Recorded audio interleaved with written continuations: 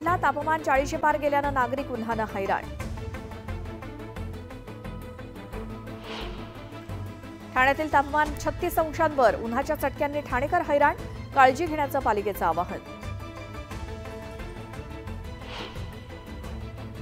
नवी मुंबईत उन्हाचे चटके, पारा पोहोचला 38 अंशांवर, रस्त्यावरती पसरला शुकशुकाट।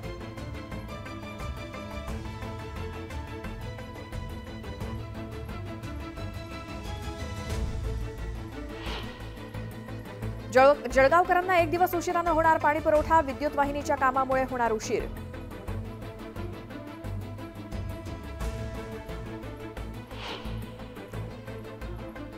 लक्ष लक्ष दिव्यांनी उजळलं शिवजन्मस्थळ, सह्याद्री गिरिभ्रमण संस्थेचा उपक्रम, शिवप्रेमींकडून शिवशौर्य गाथेचा जागर।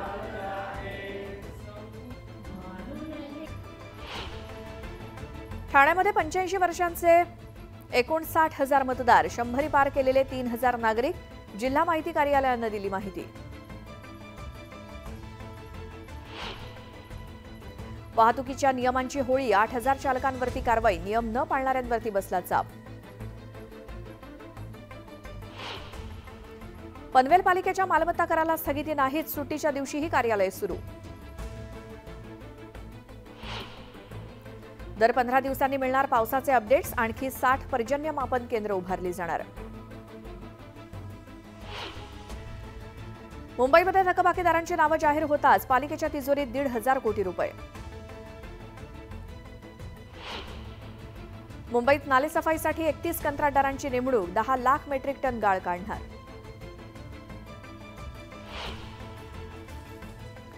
गोंदियामध्ये 1,76,00,000ची रोकड, एसएसटीच्या पथकाकडून जप्त, सर्व रक्कम निवडणूक आयोगाकडे जमा।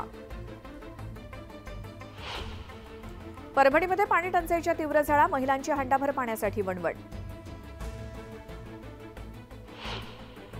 बुलढाण्यात प्रवाशांच्या जीवाशी खेळ, बस चालवताना चालक फोनवर, चालकावरती कारवाई होणार का? नागरिकांचा संतप्त सवाल।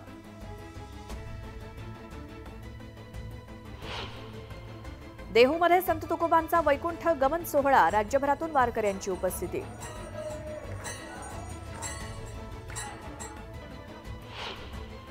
रत्नागिरीमध्ये शिमग्याचा अनोखा पालखी भेट सोहळा, श्रीदेव धावबाच्या भेटीला भावंड, दर्शनासाठी भाविकांची गर्दी।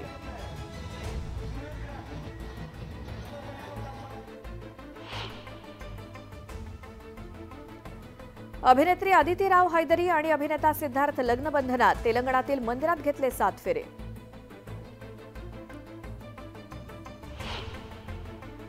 रामायणमध्ये साक्षी तन्वरची एंट्री, सिनेमात साकारणार मंदोदरीची भूमिका।